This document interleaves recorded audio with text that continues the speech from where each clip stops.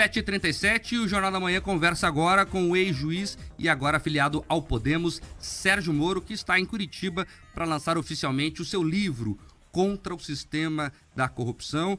Bom dia, Sérgio Moro, obrigado pela presença aqui na Jovem Pan Curitiba. Bom dia, Mark, bom dia, Bia, bom dia, Pedroso, bom dia a todos os ouvintes. É um prazer estar aqui na Jovem Pan, em Curitiba. Prazer falar com vocês. É sempre uma felicidade para mim estar em Curitiba. Eu tenho rodado bastante o país, mas voltar para cá, a gente fala brincando, que é meu local de poder, mas no fundo é o local onde eu me sinto bem, tenho muitos amigos, a minha família também está aqui e faz 20 anos que eu moro em Curitiba. Doutor, até começando a falar sobre o livro mesmo, ele tem um nome sugestivo, né? Contra o Sistema da Corrupção, e o senhor vai lançá-lo em Curitiba, que é a terra da Lava Jato, que o popularizou no Brasil todo. Essa escolha não foi ao acaso, imagino. Certamente. Eu até mostrar o livro, acabei trazendo um exemplar. Sérgio Moro contra o Sistema da Corrupção. Vai ser lançado hoje no Teatro Positivo, às 19 horas. E estão todos convidados aqui, inclusive. O Marco vai estar lá fazendo uma entrevista também. E nós escolhemos 4 capitais. Curitiba, a próxima vai ser em Recife, daí no dia 5. Depois em São Paulo, dia 7. E no Rio de Janeiro, dia 9. Como o ano, estamos em dezembro, nós entendemos de fazer esses lançamentos até o dia 10. Depois as pessoas começam a pensar em Papai Noel, em Rena. E vamos voltar a fazer esses lançamentos daí no próximo ano. Agora, por que Curitiba? Curitiba é onde tudo começou, né, Lava Jato. Então, além da minha vinculação pessoal com Curitiba, foi onde a Lava Jato foi gestionada, criada. E a Lava Jato é um momento histórico do Brasil. Nós sempre pensamos no Brasil como tendo muita corrupção. As pessoas imaginavam, viam aqueles escândalos nos jornais, mas ninguém tinha exata noção do tamanho dela. E a Lava Jato revelou, em todos os detalhes, provas, cores, que nós tínhamos um verdadeiro sistema da corrupção. A Petrobras sendo roubada dia após dia. Vamos lembrar que ela quase quebrou naquela época de 2014, 2015. Havia gente que pensava não só pela má gestão, mas igualmente pela corrupção. E no fundo as duas coisas estão juntas, que ela poderia quebrar. Depois ainda foi revelado que essa corrupção também estava espalhada em outros locais do país, em outras estatais, em governos estaduais, lá do Rio de Janeiro. Ou seja, tinha se tornado um modelo de governo, assim como um modelo de negócios. E não tem país que consegue ir para frente, com tanto desvio de dinheiro público e com todo o comprometimento da eficiência econômica, do desenvolvimento que a corrupção traz. Então a Lava Jato acabou sendo esse momento histórico em que não só isso foi revelado, mas essa impunidade foi quebrada. Claro que agora tem gente que diz que nada disso aconteceu, que foi um sonho de uma noite de verão, mas todos os brasileiros e brasileiras sabem a verdade. Doutor, no livro ali, na introdução, o senhor fala bastante que era cobrado pelas pessoas a escrever um livro de memórias, até porque as pessoas têm muita curiosidade de saber os bastidores da Lava Jato, a sua passagem pelo Ministério. Agora, é também inevitável fazer a comparação com outros líderes mundiais. Vamos lembrar aqui rapidamente 2. Joe Biden e o Macron lançaram livros nas vésperas das eleições que o elegeram. O senhor também está nessa toada? O livro é um instrumento de campanha? Essa foi uma coincidência, porque eu havia assinado o contrato para fazer o livro em 2020. Logo depois que eu saí do Ministério, houve muitas manipulações de informações e críticas pela minha saída. Eu explico tudo no livro. Eu estava entrei num governo porque eu queria consolidar os avanços contra a corrupção. Esse foi me prometido pelo presidente e o presidente faltou completamente com a verdade. Eu sou uma pessoa acostumada com palavra. Quando eu dou minha palavra, eu cumpro minha palavra. E eu sempre fiz dessa forma. Então, quando eu aceitei para o governo, o meu compromisso era esse. Claro que a gente tinha outras coisas para fazer lá no Ministério da Justiça, como combater o crime organizado. Ninguém combateu mais o crime organizado do que o Ministério Público durante a minha gestão. Tivemos lá até atos com muito simbolismo, que é o isolamento das lideranças do PCC, a maior organização criminosa brasileira, nos presídios federais. Mas o presidente havia dado a palavra de que, ninguém seria poupado de investigação, mesmo que vinculado a ele ou ao governo, e do outro lado, ele trabalharia para fortalecer o combate à corrupção. E ele não fez nada disso, ao contrário, começou a sabotar o que eu fazia. Até que chegou um momento que eu simplesmente saio. Agora, isso tudo está em detalhes dentro do livro. O leitor vai poder ler isso. São fatos que, no fundo, são muito claros. Isso tudo foi evidenciado nos últimos anos, mas as pessoas, às vezes, têm uma memória curta.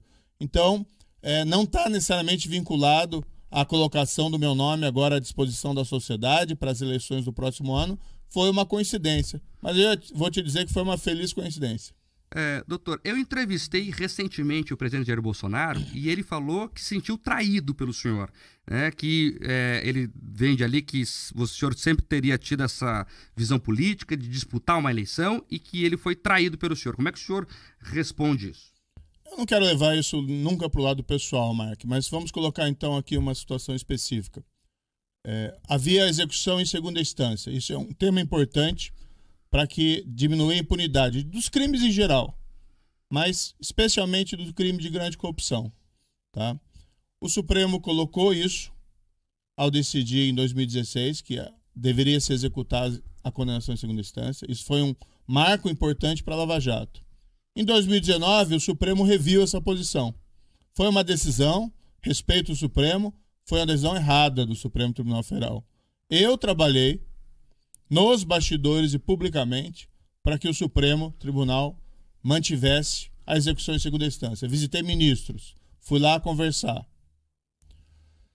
Depois que o Supremo reviu essa decisão, eu trabalhei junto ao Congresso por uma emenda constitucional e por um projeto de lei para restabelecer a execução em segunda instância. Não adianta você ficar reclamando, tem que construir. E foi isso que eu fiz. O presidente não fez nada. E, na verdade, o que a gente sabia é que o Planalto, o presidente, comemorou quando o Lula foi solto lá em 2019, porque ele entendia que aquilo beneficiava ele eleitoralmente. Então ele não trabalhou para rever para manter a execução em segunda instância. Inclusive, na época, o filho dele fez lá um Twitter, no Twitter dele, falando da execução em segunda instância, e o presidente mandou apagar. Foi um episódio assim meio constrangedor. Agora, o que é importante? Vamos olhar para o futuro. Não ficar reclamando do passado. A PEC da segunda instância está para ser votada na CCJ da Câmara na semana que vem e a sociedade brasileira tem que se mobilizar para que ela seja aprovada. E para que isso seja votado, acho que no próximo ano, porque agora não vai dar tempo, e para que nós tenhamos de volta a execução em segunda instância. Pergunta lá ao presidente, Mark, já que você é um jornalista, o que ele acha da execução da segunda instância hoje? Né? Se ele vai ter alguma resposta. Se ele fala alguma coisa sobre isso. Ele não fala nada, porque isso não interessa a ele. Porque ele, infelizmente, né, tem alguns problemas na justiça e abandonou por completo o combate à corrupção. Não dá a menor importância mais para esses temas. Traindo, ele sim traiu o eleitor lá e de 2018 que confiou nele. Mas assim, como eu disse, eu não quero levar essas coisas para o lado pessoal. Nós temos que construir algo construtivo para que nós melhoremos o país. E é isso que as pessoas se interessam. Sérgio Moro, o senhor conectou alguns assuntos aqui, a questão da segunda instância, trouxe também a sua saída do governo. Alguns analistas conectam, inclusive, que quando o senhor saiu do governo foi uma sinalização ainda mais forte da aproximação do presidente ao chamado Centrão, em especial ali partidos como o PP, ao PL, que inclusive ele chegou a se filiar. E agora a gente chega a acompanhar a coroação, né, do Cássio Nunes ali no Supremo Tribunal Federal e ontem a sabatina do André Mendonça, que não conseguiu, inclusive, defender a questão da prisão em segunda instância. O senhor entende que todos esses movimentos, eles foram uma revelação da verdadeira essência desse governo ou ele se transformou no decorrer dessa caminhada? Vamos olhar para o futuro. O que nós temos ano que vem são algumas escolhas que vão ser apresentadas ao eleitor brasileiro. O eleitor brasileiro deve se perguntar se ele acha o combate à corrupção importante. E ele é importante. Claro que tem vários outros temas, educação, saúde, segurança pública, mas a corrupção é importante tanto para prevenir desvios, para sobrar mais recursos para essas finalidades, e igualmente para que o país possa avançar. Se alguém me disser que existe algum país que se desenvolveu, que prosperou, baseando a sua governança em corrupção, pago $1 milhão para essa pessoa, mas não existe isso. Todos os países que prosperaram, e você pode comparar os países de maior desenvolvimento humano e de renda, são normalmente os países tidos como menos corruptos. E o contrário é verdadeiro. Os países mais corruptos são aqueles com piores índices de desenvolvimento. Então essa é uma pauta importante. E essa é uma pauta que os dois candidatos do extremo, o candidato do PT e o candidato agora do PL, vão ter dificuldade de defender, né? Porque eles têm contradições óbvias com esses temas. Teve o governo no qual os dois maiores escândalos de corrupção surgiram. Você vai imaginar que o candidato do PT vai defender combate à corrupção? Ele não tem nem como falar sobre esse tema. Eu não tenho visto ele falar sobre esse tema. Ele não tem legitimidade ou credibilidade para falar sobre esse tema. E o candidato agora do PL, bem, existem alguns problemas ali. Mas, porque o próprio PL esteve envolvido lá no escândalo do Mensalão, juntamente com o PT. De todo modo, é um governo que desmantelou o combate à corrupção. E se o governo atual tem alguma esperança de colocar esse tema de novo na pauta, é só perguntar lá ao presidente da República: presidente, o senhor apoia a volta da execução em segunda instância? O senhor apoia o fim do foro privilegiado? Se ele apoia, por que ele não fala? Por que ele não trabalha para isso? Ele não tem a menor condição de fazer isso. Agora, o eleitor pode ter certeza que vão ter pessoas no próximo ano que vão defender essa pauta. Inclusive eu. Isso está no meu DNA. Eu sei que é importante a gente falar de educação, de saúde, de segurança, de erradicação da pobreza, controle da inflação. Nós precisamos retomar o crescimento econômico. Esse governo nos está entregando estagnação econômica e recessão para o próximo ano. Espero que não venha recessão, mas é uma grande possibilidade. Hoje há um ataque aos fundamentos do Plano Real, que vai destabilizar a economia, mas eu não vou deixar de falar sobre corrupção. E não vou deixar de falar e não vou deixar de fazer. Eu vou passar, desde agora, já fazia isso antes, defendendo a volta da execução em segunda instância. E podemos fazer isso através do Congresso. Esse é um tema agora, não para 2023. Quero ver se essas outras pessoas que estão apresentando o seu nome têm algo a dizer sobre isso. Doutor, nós temos dois termos que permeiam bastante esse assunto das eleições, têm sido bastante utilizados quando a gente fala em eleição, que é, de um lado, Brasil polarizado, do outro, a necessidade de uma terceira via. Eu queria saber como que o seu nome se coloca nesse cenário e qual que é a sua análise também a respeito disso, dentro aí agora da sua filiação oficialmente dentro da política. Bia, eu odeio esse termo, terceira via, desculpe. Vamos esquecer isso, porque parece que o eleitor, ou ele tem que escolher Bolsonaro ou Lula, e aí, eventualmente, aparece alguém. Não. Mas, doutor, me permita, mas o senhor é colocado como o rosto da terceira via. Veja, o que eu penso é que o eleitor, ano que vem, ele vai ter várias alternativas para escolher. Eu coloquei o meu projeto à frente, que não é exatamente o meu projeto, é um projeto que a gente está construindo com o Podemos, é um projeto que a gente vai construir com outros partidos. A ideia é a gente ter um pacto político em cima desse projeto, com diversos temas: retomada do crescimento, fomento do emprego, controle da inflação, responsabilidade fiscal, combate à corrupção, erradicação da pobreza. É difícil dizer aqui qual que é mais importante. Todos eles são importantes. E dentro disso, nessas minúcias, nós queremos também ter um serviço público de qualidade para as pessoas. Educação, saúde, segurança pública. Então nós vamos construir esse projeto e vamos discutir também com as pessoas, vamos rodar o país discutindo esse projeto, ouvindo sugestões, modificando quando for o caso, a depender do que nós ouvirmos das pessoas. Mas essa é uma eleição normal, que vão ter vários candidatos. Não existe essa de que o candidato vai ser forçado a escolher entre o candidato do PT e o candidato do PL. Eu acho isso errado. Nós temos que oferecer alternativas. Vamos fazer aqui uma comparação. Você vai no mercado, chega lá, tem duas marcas de feijão. Duas marcas de feijão ruim. Você acaba tendo que escolher uma. Você escolhe aquela que você acha que não é pior, mas você vai ainda insatisfeito para casa, porque você sabe que você não fez uma boa compra.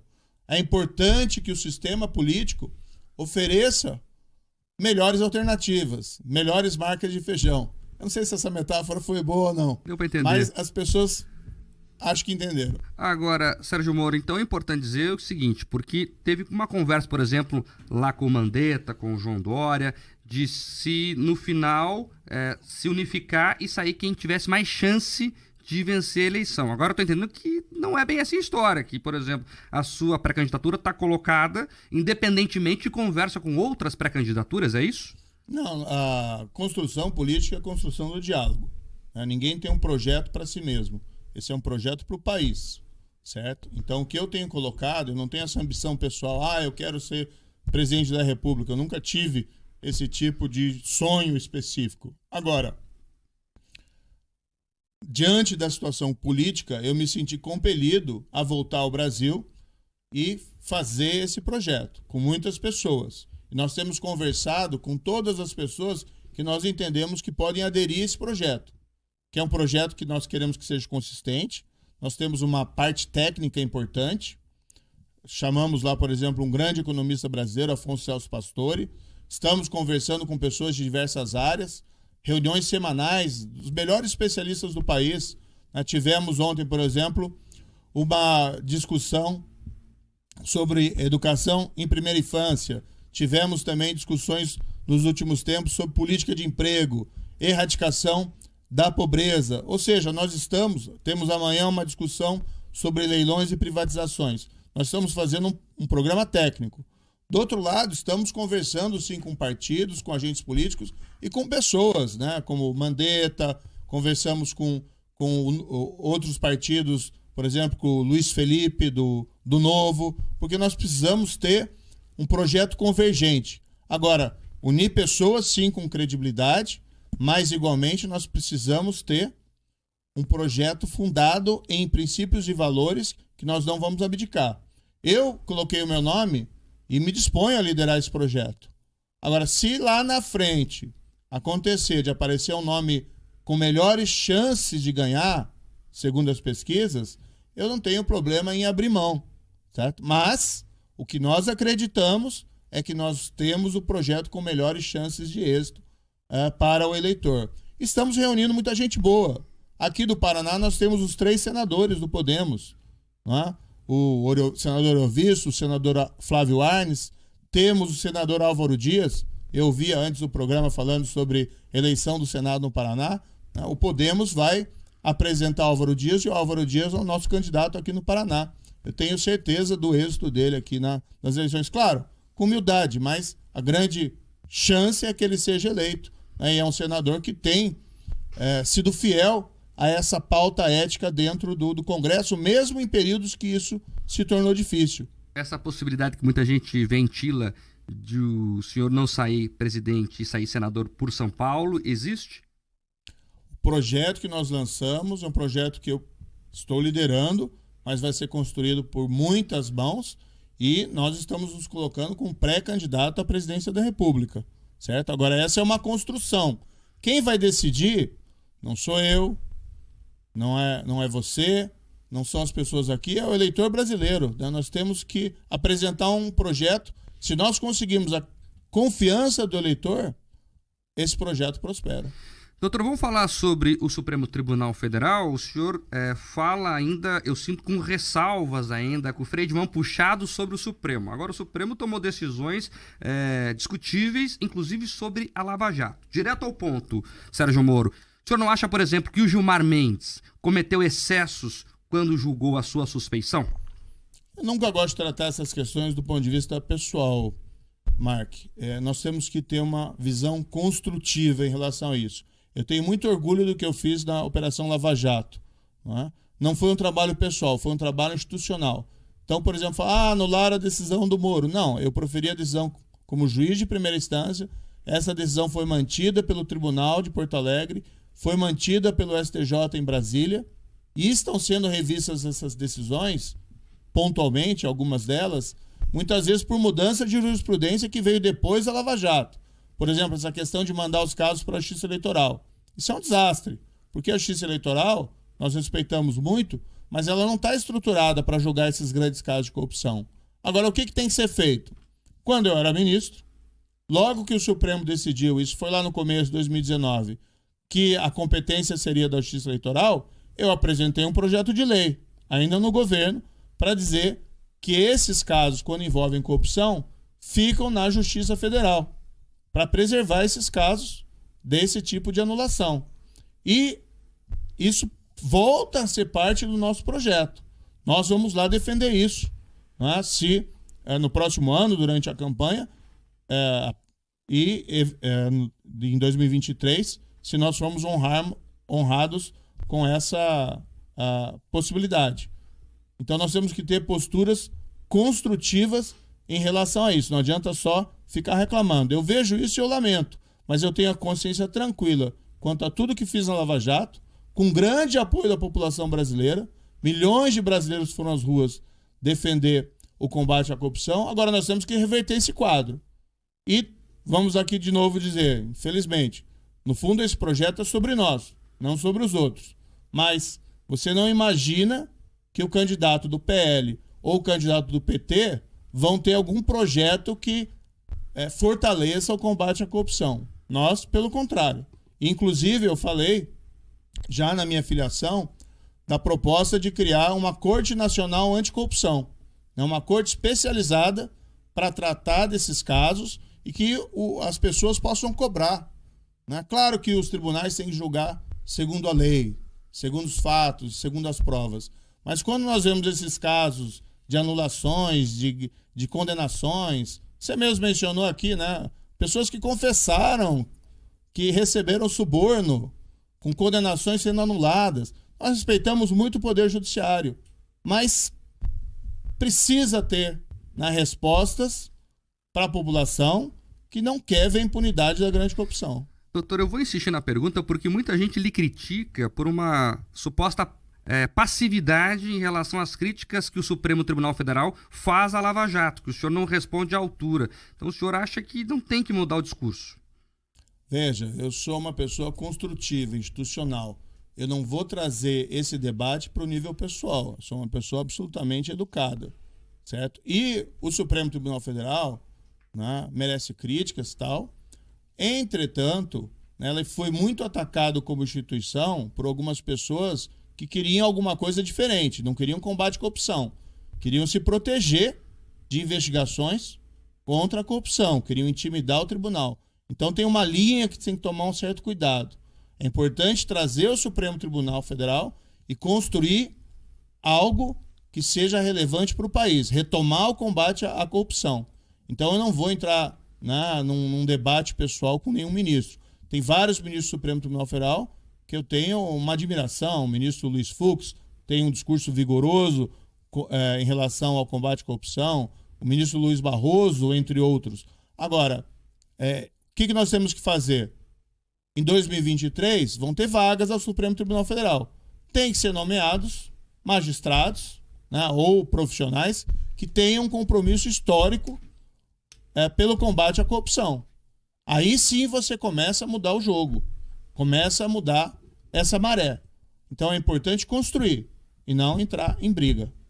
O senhor falou em olhar para o futuro. Então, caso dê certo, o senhor acabe eleito presidente da República, provavelmente o senhor terá que governar com um Congresso com uma maioria eleita pelo PP, eleita pelo PL, eleita pelo PT.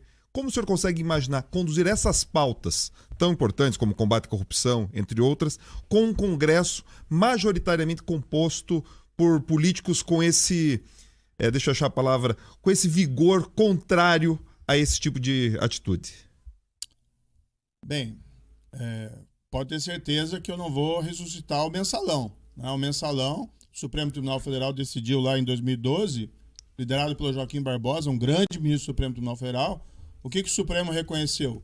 Que havia um pagamento mensal, né, a deputados para dar apoio ao governo federal do Partido dos Trabalhadores. Né? O presidente era o Lula, na época, inclusive. Né? Então, assim, um esquema de suborno de parlamentares para conseguir aprovar projeto, eu acho que ninguém consegue defender. Então, esse modelo nós não podemos fazer, certo? Existe hoje, infelizmente, o tal do orçamento secreto, que são emendas parlamentares, às quais falta a transparência necessária. Vamos aqui ser respeitosos na crítica, mas existem problemas nessa falta de transparência. Isso pode gerar oportunidades para que esse dinheiro não seja corretamente empregado. Isso ainda leva a uma pulverização do orçamento. Vamos dizer que a capacidade de investimento do governo federal já é limitada, porque tem uma dívida fiscal crescente, o governo atual tem sido responsável na política econômica, tem levado ao crescimento dessa dívida, tem levado ao aumento de juros, né? Isso afeta não só o crescimento da dívida, mas a vida das pessoas, que vão ter que pagar maior juro no seu cartão de crédito, no seu cheque, nos seus empréstimos. Ou seja, péssimo, né, a gestão econômica. Mas, enfim, isso leva à pulverização desses investimentos e reduz a capacidade de fazer investimentos melhores para, vamos dizer, fazer o país se desenvolver. Então, esse é um modelo que nós também temos que discutir no futuro, certo? Como é que você faz que um projeto seja aprovado? Primeiro, precisa de liderança. E precisa ter um projeto. Há uma dúvida hoje se existe uma liderança no país e se tem um projeto. Eu acho que o governo federal não tem, salvo talvez a questão da reeleição. O único objetivo é a reeleição. Então nós vamos construir esse projeto já desde agora, durante a construção que vai ser feita com especialistas e também com a população brasileira. E nós vamos fazer alianças em torno desse projeto.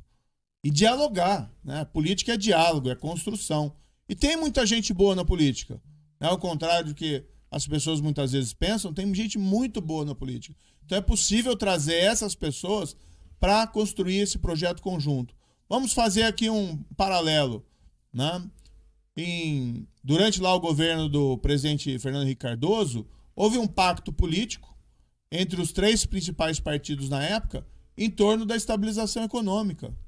Né? Tinha eventualmente algum problema ali durante aquele governo? Teve alguma coisa ali problemática? Talvez teve, mas tinha um pacto político em cima do projeto de estabilização econômica. Dizer que a gente não pode fazer um projeto fundado em princípios ou em valores e em diálogo, eu acho que é menosprezar, né, a capacidade de fazer política tanto da Presidência da República como do Congresso Nacional. Mas, Sérgio Moro, um dos maiores partidos do Brasil é o PT. Como é que vai ser um acordo do Sérgio Moro com o PT e vice-versa?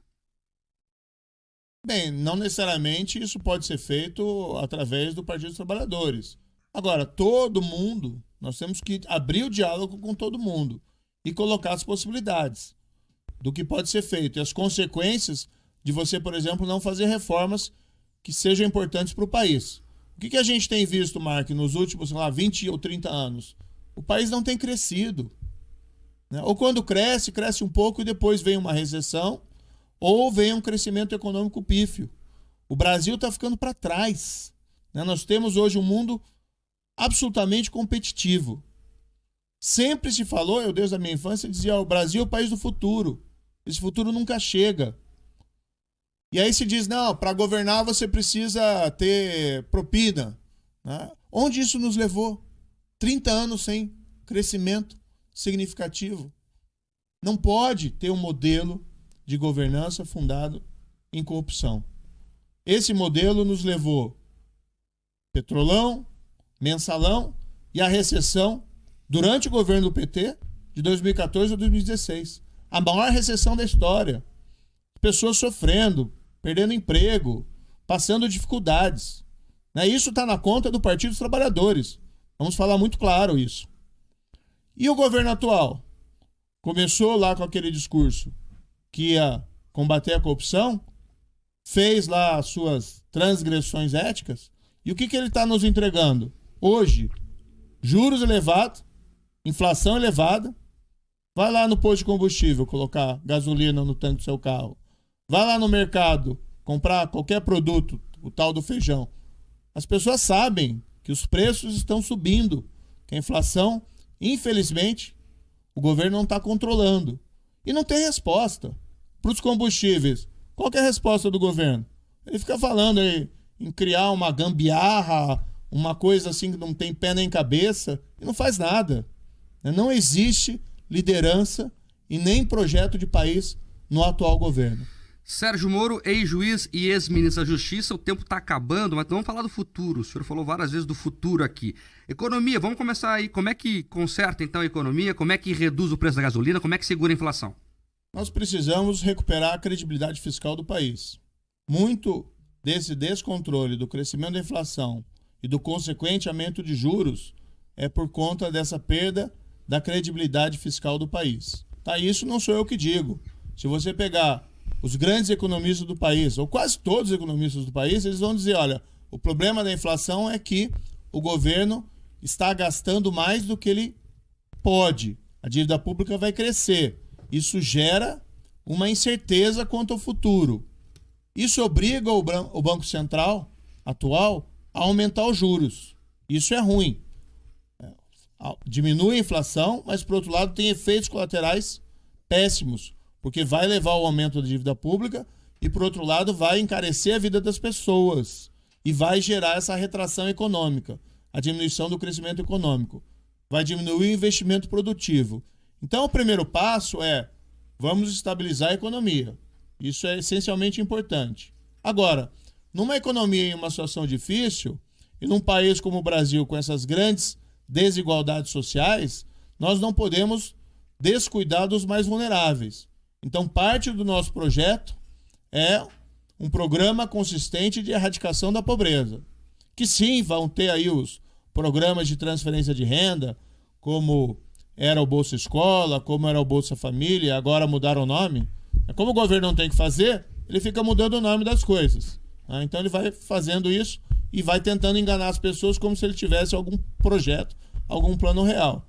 Mas no fundo você tem só essas jogadas de marketing, porque o país está afundando, né, e o governo fica inventando esse tipo de gambiarra. De todo modo, nós vamos estabilizar, tá? Vamos ter paralelamente um programa sério de enfrentamento da pobreza, fundado nos programas de transferência de renda, mas também na criação de uma força-tarefa de erradicação da pobreza. Isso não é uma invenção minha. Eu conversei com os maiores especialistas do país em erradicação da pobreza e o que eles me disseram foi que os programas são importantes de transferência de renda, mas você precisa ter uma abordagem individual ou uma abordagem relacionada a uma comunidade específica para você identificar o que faz com que aquela pessoa ou aquela comunidade não consiga escapar da armadilha da pobreza. Quando é pessoa, às vezes pode ser uma situação de falta de trabalho, pode ser um treinamento profissional, pode ser uma oportunidade de educação, pode ser um tratamento de saúde. Ou seja, nós temos que ir além de simplesmente ficar passando dinheiro para as pessoas, que é importante, tá? Isso não vai ser alterado, mas por outro lado nós temos que ter remédios mais consistentes. Ou nós vamos ficar lidando com essa questão da pobreza por décadas ainda à frente. Do outro lado, nós precisamos retomar as pautas de reforma para tornar o governo mais eficiente, para tornar nossa economia mais produtiva. E aí você tem a reforma tributária, aí você tem a reforma administrativa, você precisa também, isso eu acho importante, ter uma reforma política, não acabar com esse negócio de reeleição. Todo mundo fala que é contra a reeleição, mas ninguém faz nada. Então, o senhor vai pautar isso. Em 2023, e esse é um compromisso que eu falo e reitero, vai ser apresentada uma proposta de emenda constitucional para acabar com a reeleição para o presidente da República, para cargos no Poder Executivo. A única ressalva que eu faço, para que nós conseguimos passar essa reforma, a gente não obstaculizar a reeleição dos governadores eleitos em primeiro mandato para 2023 e nem para os prefeitos eleitos em primeiro mandato em 2020. Para o presidente eleito em primeiro mandato em 2023, que é o mais provável que aconteça, né, porque eu acho que ninguém vai querer votar no candidato do PT ou no candidato do PL, pode ser eu, pode ser alguma outra pessoa, não quero aqui tratar isso de uma maneira inadequada, a gente tem que tratar isso com bastante humildade, mas para essa pessoa, o ideal, né, e se eventualmente for eu, abrir mão, não pode ter reeleição, nós temos que acabar com isso, porque o que acontece, o que a gente vê na prática? O presidente eleito começa a trabalhar desde o primeiro dia pela reeleição. E os projetos e as reformas importantes para melhorar a vida das pessoas ficam lá em segundo plano. A gente tem que mudar isso. As pessoas em primeiro lugar. Né? A gente tem alguns jargões que correram aí na política, né? Então, as pessoas acima de tudo. Vamos cuidar da vida das pessoas. A vida das pessoas acima de tudo. Vamos melhorar a vida delas. E não ficar pensando em beneficiar os políticos. E outra proposta também, Marcos, só desculpa a extensão da minha resposta, que acho importante, né? E vai na esteira do combate à corrupção, mas também vai na esteira que é algo importante para a população brasileira. Vamos eliminar os privilégios da classe política. Vamos acabar com esse negócio de foro privilegiado. Isso é um absurdo. Isso é tratar o político como alguém superior ao cidadão comum. Isso é uma afronta ao nosso senso de justiça, ao nosso sentimento de igualdade. Isso tem gerado tantas distorções e impunidade para todo mundo, inclusive para o presidente da República. Tá? Então, esse é um compromisso, tá? Pode escrever em pedras, que será realizado, né? Que está dentro do nosso projeto. E veja, isso está dentro do meu DNA, o combate à corrupção e a melhoria do nosso sistema político, para que a gente possa fazer essas reformas. A sua postura na economia vai ser liberal? Em privatizações, por exemplo, o senhor discute privatizar a Petrobras? Eu sou um liberal, tenho uma visão liberal na economia. Eu sei que muita gente criticava, você nunca falou sobre isso, mas espera aí, juiz, né? Como é que eu vou ficar falando sobre economia? Não é apropriado. Depois, como ministro da Justiça, igualmente, não vou ficar entrando lá em assunto que era de outra pasta, do ministro Paulo Guedes, por exemplo. No entanto, agora, né, como pré-candidato, é evidente que é preciso falar sobre tudo, é preciso ser transparente. Então, eu acredito na iniciativa privada, no poder de inovação dos mercados, no crescimento econômico através do investimento privado. É a lição que os países que prosperaram adotaram. Não é crescimento via governo. O governo normalmente é ineficiente.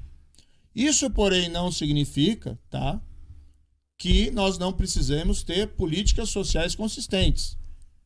Educação, saúde, segurança. E, igualmente, como disse, a erradicação da pobreza, que é fundamental. E a Petrobras? Privatizações. Eu acho que sim, nós temos que reduzir o papel do Estado na economia. Não tenho nenhum problema em privatizar a Petrobras. Agora, nós só temos que discutir o modelo. Mas você vê como nós temos estado presos a temas do passado, que o Brasil não tem avançado, né? Hoje nós estamos discutindo de novo privatização da Petrobras, que é combustível fóssil, mas o mundo está em outra página. O mundo do futuro é do carro elétrico, do biocombustível, e não do combustível fóssil. Nós temos que ter uma visão de inovação da economia. Nós temos aí um mundo digital que cada vez mais se aprofunda. Nós temos toda uma discussão sobre energia verde, né? E os jovens hoje se interessam especialmente por esses temas, porque é eles que vão viver nesse futuro. E nós estamos falando se combater a corrupção é certo ou errado, se for privilegiado é um problema ou não. Nós vendo alguns tribunais anularem condenações por corrupção de pessoas que confessaram os seus crimes. O jovem, eu acho que fica desanimado, né, quando vê noticiário político, porque ele pensa, meu Deus, né? Será que é isso que as gerações anteriores estão me entregando? Eles acham que vão fazer um trabalho melhor do que nós. Sérgio Moro, já estourou o tempo, mas tem duas questões, rapidamente vou pedir para o senhor responder, porque a audiência está cobrando muito. Sua posição sobre o desarmamento. O que o senhor pensa sobre isso? Desarmamento? Tá. Veja, quando eu assumi o cargo de ministro, o presidente havia feito promessas eleitorais de uma certa flexibilização do armamento. Eu fui favorável, especialmente ao começo ali do governo, um decreto que foi aprovado que facilitava a posse de armas em casa. Tá? Posse de armas em casa para o cidadão que entender que isso é importante para ele se sentir mais seguro, para que ele possa ter esse direito. E qual que era o problema? A lei dizia lá quando você podia ter essa posse de arma, estabelece lá que você precisa ter aptidão técnica, e ninguém discute isso, tem que fazer treinamento. Diz lá que você tem que ter aptidão psicológica, ninguém discute isso, você não pode dar arma para uma pessoa que tem eventualmente distúrbios mentais, certo? Mas a lei também dizia que o policial ia decidir se o cidadão precisava ou não da arma. Isso era ruim, porque é um elemento muito discricionário, né? Você não tinha nenhuma regulamentação. Então, em alguns lugares, o cidadão ia lá e nunca conseguia arma. Em outros, ele conseguia. Então, o que nós fizemos? Fizemos um decreto e dizia, olha, precisa ter aptidão técnica, precisa ter aptidão psicológica, mas, né, quanto à necessidade, se presume a necessidade, a não ser que exista um motivo em contrário. Tá? Depois, também fui favorável à posse da arma na extensão da propriedade rural. Tá? Isso foi mudado por lei. Por quê? A segurança pública tem dificuldade em chegar, né, nas fazendas, no interior do país, seja na pequena ou na grande propriedade. E os agricultores, né, e a gente sabe que a agricultura é um dos motivos da pujança econômica do Brasil, nós temos que fortalecer a nossa agricultura sem descuidar do meio ambiente, e isso é perfeitamente compatível, ao contrário de discursos equivocados que alguns têm, né? Eu defendi também a posse no limite da propriedade, ou seja, não só nas 4 paredes, mas toda a extensão da propriedade. Agora, algumas coisas que o presidente quis e ainda quer, de entregar armamento pesado para a população, inclusive armas automáticas, metralhadora, aí eu acho um perigo. Aí eu acho um risco de nós começarmos a ter, por exemplo, atentados, né, de pessoas, às vezes, com algum problema, em cinemas, como tivemos no Brasil no passado, ou eventualmente em escolas, como tivemos no Brasil no passado, sem falar no risco dessas armas caírem na mão de criminosos, né, do crime organizado. Então, isso eu sou contra. Sou favorável a alguma flexibilização, como fiz durante o Ministério. Mas em outros temas, né, eu era voto vencido. Eu dizia, não, arma de grosso calibre e automática, eu acho um risco. Então, acho que tem que ter uma posição equilibrada. Isso que está faltando no país. Né? A gente tem um candidato do extremo, que é o candidato do PT, outro no outro extremo, que é o candidato do PL, e nós não temos posições equilibradas. E sobre o aborto, sua posição sobre o aborto, o pessoal perguntando muito aqui. Pessoalmente, eu sou contra o aborto e eu defendo a legislação atual, a permanência da legislação atual. A legislação atual trata algumas exceções, quando há risco de vida da mãe, né? Embora proteger a vida das pessoas é importante, existe a vida do feto, da vida ali em formação, mas, por outro lado, tem a vida da mãe e ali tem uma situação muito difícil. Como é que você vai sacrificar a vida da mãe numa circunstância dessa espécie? E a legislação também prevê, no caso, que a concepção tenha sido produto de estupro, né? E é muito pesado você obrigar, se uma mãe quiser, né, mesmo assim manter a gravidez, for uma decisão pessoal dela, é algo legítimo, absolutamente legítimo, né? Mas forçar ela a continuar, eu acho muito pesado que o Estado fazer isso, exigir um sacrifício muito grande. Isso, se a pessoa quiser, tem que vir do íntimo dela, né? É algo que ela tem daí uma relação com a consciência pessoal dela e com os valores que ela tem eventualmente perante Deus ou sua própria consciência. Então, basicamente, minha posição é essa, a manutenção da legislação atual. Sérgio Moro, sabe quando o senhor se filiou ao Podemos, eu falei aqui no meu comentário que morreu o juiz e nasceu o candidato. E eu tô achando o Sérgio Moro muito mais tranquilo, tá fazendo piada, sorrindo. Já é o Sérgio Moro candidato? Veja, como eu disse, essa é uma jornada difícil. Nós vamos tratar isso com humildade, mas com confiança crescente. Agora, o sucesso ou não do projeto vai depender da nossa capacidade de fazer algo com credibilidade e conseguir a confiança das pessoas. Esse é um grande desafio. Mas também é uma jornada de crescimento pessoal. O que eu tenho feito, Mark? Nessas reuniões com os especialistas, eu podia simplesmente dizer, façam aí um programa e depois me entreguem, que eu vejo o que acontece. Não, eu estou participando. Né? São reuniões muito interessantes que você vai... ninguém sabe tudo. Né? Tem umas pessoas por aí que dizem que sabem tudo, mas na verdade sabem muito pouco. E as pessoas têm que ter humildade. Eu tenho um juiz, tenho uma formação jurídica, né? Tenho conhecimentos em várias áreas, né? Porque leio bastante, sempre procurei me aprimorar durante a minha vida, mas esse é um momento também muito rico, que eu estou tendo possibilidade de falar com grandes especialistas do país sobre os mais diversos temas, educação, saúde, economia, emprego, erradicação da pobreza, mas igualmente estou tendo a oportunidade de falar com as pessoas e aprender e ouvir. Né? Dizem que política é muito mais do que falar, é ouvir. É isso que nós queremos fazer com a população brasileira. E como é que vai ser para o Sérgio Moro a partir de agora, para encerrar? Foi anunciado, por exemplo, que você vai agora receber do Podemos um salário. Como é que vai ser para o Sérgio Moro viver com dinheiro de partido? Mark, é muito simples isso. Às vezes as pessoas não compreendem, mas assim, eu não enriqueci como juiz, nem como ministro. Eu sempre tive ali o meu salário, né? Então, eu tenho uma família, sou casado há 22 anos, tenho os meus filhos, tenho que sustentar a minha família, embora minha esposa também trabalhe, e às vezes até ela ganhou mais do que eu, bem mais do que eu, durante a minha carreira pública, mas eu não enriqueci na vida, então, na vida pública. Então, eu tenho que ter um meio de subsistência. O que nós escolhemos daí foi, olha, um vencimento junto ali ao Podemos por uma posição de dirigente partidário, né? E é um valor muito menor do que, por exemplo, ganha o candidato do PT, né? o Lula. Né? E o Lula ainda tem uma aposentadoria, né? de presidente, coisa assim, anda lá com um monte de gente paga pelo governo. Então, nem tem despesa, acho, né? Com carro, deslocamento. Acho que não deve saber o preço da gasolina também, porque ele anda com o pessoal lá da segurança.